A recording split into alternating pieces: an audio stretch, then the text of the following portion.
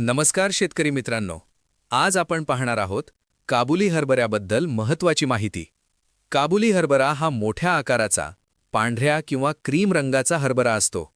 बाजारात याला जास्त मागणी आणि चांगला दर मिळतो.